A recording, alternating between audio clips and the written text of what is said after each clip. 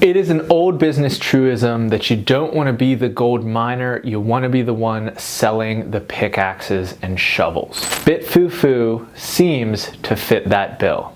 They're going public via a SPAC at a $1.5 billion valuation as the service provider du jour for crypto mining companies. In today's video, we're going to break down the enormous amount of the Bitcoin network that they influence, why they face geopolitical risk in Kazakhstan, and the bull and the bear case for this equity. Stay with us. I'm Hannah, this is Erin, and you're watching The Piper Rundown. We analyze business and culture to help you win. We have a mission here on The Piper Rundown, and it is to help you build a better business brain. We think you can do that by hitting like. Actually, scratch that. Not hitting the like button, smooshing it. Is that the form of a smoosh? This? Smoosh? 2 fingers straight downward. Yes, that is precisely how you smoosh. So someone should actually just literally practice that right now. Yes, exactly that. BitFuFu is going public via a SPAC that will value the crypto mining services provider at $1.5 billion US. Wow. Not being paid for in ETH or Bitcoin or anything. They're going to raise $129 million in cold, hard Lincolns, Benjamins, Jeffersons, all of those, Hamiltons. I think, I think just they're some, all like, accurate. Keystrokes and file transfer, wire transfer. Probably. Yeah. I don't think they're backing up a truckload of Benjamins, but like I said, BitFuFu is the services provider that will manage mining on behalf of both retail and institutional clients. What that means is if you can simply put up the capital, they will either operate mining rigs on your behalf and give you a payout associated with when those rigs are running profitably, or if you have your own system of equipment, they will service and make sure the installation and regular upkeep of that equipment, which uses Bitmain's ASICs, will be handled by the pros. very cool. They have a partnership, a strategic partnership with Bitmain, which has already made an investment into the company before it went public and will be participating in the PIPE private investment that is a part of the $129 million that will be added to BitFuFu's balance sheet. You'll remember that we talked about Bitmain in our recent past video about BitDeer, which is owned by the same billionaire that founded Bitmain back in the early 2010s. However, there's another strategic partner and another investor into this SPAC and into this company, BitFuFu, that I want to talk about briefly to better contextualize the overall crypto mining industry. We've done a lot of videos on them recently, and we need to keep it fresh. We need to keep it educational so that you keep coming back, keep smooshing that like button because you're learning so freaking much. And that entity is Antpool. Antpool is a crypto mining pool. So if you think about crypto mining, you're in this very challenging business of substantial upfront capex to build the machines, install them, get them up and running. And then you have irregular intervals of payment. So every time a new block is added to the Bitcoin blockchain, or any of these blockchains that are proof of work, you are not having an equal reward outlaid to every single miner. It is actually, to some degree, random. And by the law of large numbers, if you're putting a lot of compute power behind it and you're participating for long enough, the rewards will even out. But there is a cyclicality, or at least not a cyclicality that implies a pattern. There's an irregularity to the rate at which those rewards will come to you because of the randomized number nature of these calculations. So, particularly for smaller miners, maybe these retail ones, maybe smaller institutional participants, they will pull together their mining rewards in order to even and smooth out the revenue that comes in. So if instead of your month-to-month revenue going like this, the pool's revenue will be much smoother. Maybe there'll be a little variance, but not the same extremity. And then your relative share of hash rate and total contribution to the pool, contribution to the network, will then allow you to get your dispersed payment. Do you have some numbies for us, Aaron? Hannah, I do have some numbers. I figured you would. BitFuFu is number 2. Okay. They are number 2 in exahashes per second of any entity out there in the crypto mining space. Okay. And they're also number 2 in hosting capacity, which is a measure of the megawatts that they are currently utilizing. We always see these with these SPACs. We're using this much megawatt, and in the next year it's gonna be stratospherically high, the same way that other companies get stratospheric estimations of next year's revenue when they do a SPAC. BitFuFu actually right now has top tier performance in both of those categories, given the amount of rigs that they're managing. In 2021, they had 140 megawatts of power participating in the Bitcoin mining network. They were contributing 3 exahashes per second, which, as you can see from those graphics, best in class of any of these entities. That $1.5 billion valuation is a 15x multiple on revenue for enterprise value, because they did $100 million worth of revenue in 2021. Because of their expected increase in onboarding of way more capacity, partially thanks to the influx of capital that they're about to gain, they are estimating a climb all the way to $330 million worth of revenue. Now that is a very imprecise calculation, given the capacity for price fluctuations in crypto, not to even mention the rate and the pace of actually executing on getting more mining rigs up and running over that course of time. That there's execution risk there, and there's currency or asset volatility risk, however you would perceive the price fluctuations of Bitcoin.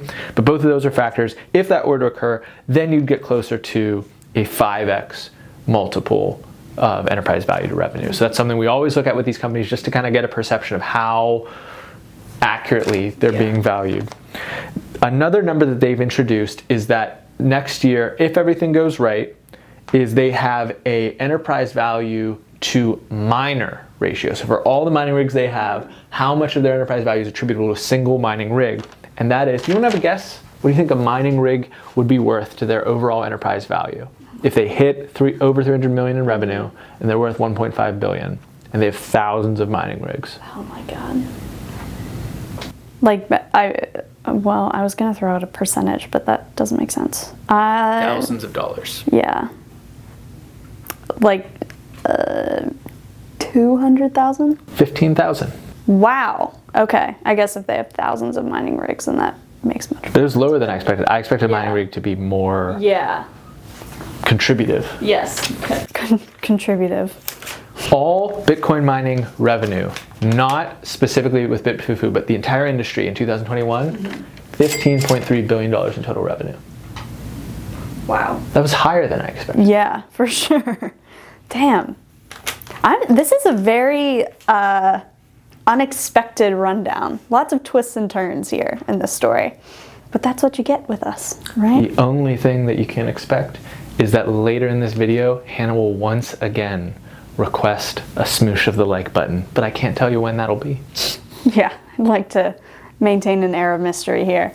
All right, on to the comp section, where we talk about comparable companies and competitors in the space. 4 companies that we need to point to. You've already seen them on those graphs that we've already put up on screen: Marathon, Riot, and Argo. Argo has a $454 million market cap. Riot has a $1.7 billion market cap, and Marathon has a $2.3 billion market cap at the point of this recording. All of those companies similarly are pooling loads and loads of mining resources together in order to be major players of the Bitcoin mining network. The only other company that we want to point you to is a recent video that we did. We did one on Argo when it IPO'd. We also want to point you to our very recent rundown coverage of BitDeer, also owned by the founder of Bitmain, also in the business of being the service provider to these mining companies and not just exclusively mining businesses unto themselves. Yeah. Go check that video out. And I think it's time for the meme factor, Aaron. Before we get to the meme factor, though, you should definitely smoosh that like button. We need a smoosh graphic. We do need a smoosh graphic. That's like immediately top of the docket to do. All right, the meme factor is where we rank the memeability of a company on a scale from 1 to 5, 1 being negative memes, 3 is completely neutral, you feel nothing when you think of this company, and 5 is all the positive dank memes. BitFuFu has a very fun name, I'll give it that. Bars. I mean, we talk about crypto all the time on this channel. It definitely has like a baseline. You can't go below a certain meme factor score. I'm gonna go 4.1. I'm gonna go 3.9. Wow. The fufu leaves me a little cold. I'm not like excited, like, you know, like Argo, Riot, Stronghold, like it's all these like, yeah. And this is just fufu. fufu. Interesting. That's a decent point. Let us know your meme factor score. On to the bull and the bear case. B2B service provider. We love B2B service providers. We're in the process of launching a new B2B business that we'll be announcing quite soon. And we love B2B businesses because clients tend to continue paying, they pay you more. It's fantastic. So right off the bat, anyone that's a B2B service, you get an initial thumbs up from us. That's our bias. We're putting our bias right there on the table for you to inspect and consider when you take our opinions into consideration. We're not your financial advisors, but you already knew that. Further, they've got the Bitmain partnership. That is one of the major players. You get that cosign. They're delivering business to you every time someone hires them, or vice versa. Yeah. You're bringing business to them. Wonderful. Fantastic. B2B wonderful. These partners are large. The ant pool is a very large entity. Showing a capacity to serve those big players means that maybe there's a floor on how small you can go, but you can come down the pipe and you know that you have the capacity to deliver the goods. Yeah, absolutely.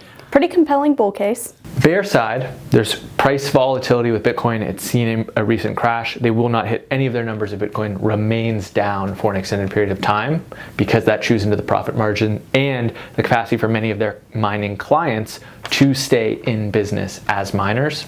But the other big one, and we're gonna put the map of their mining facilities up, you'll notice that to the west, they have some locations already in the US with the intentions, all their future builds are there.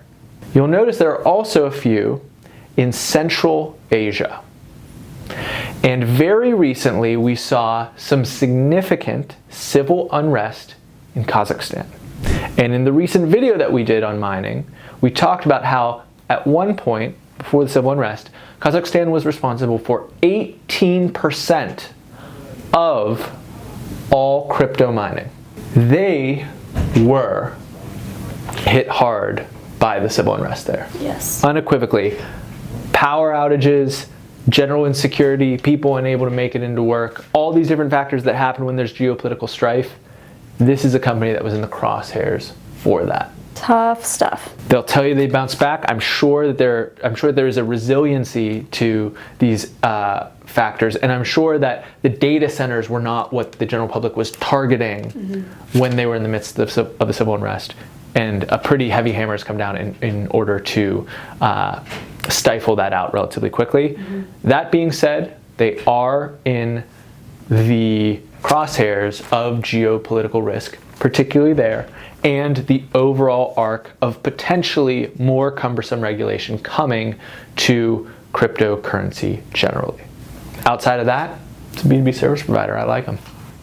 Well, that's the rundown for you. We would like to shout out a commenter from a recent video. On our SciTech SPAC video that we just recently published, Victor said, "What a great money pit. Wow, if I ever want to be poor, I'll definitely invest in this."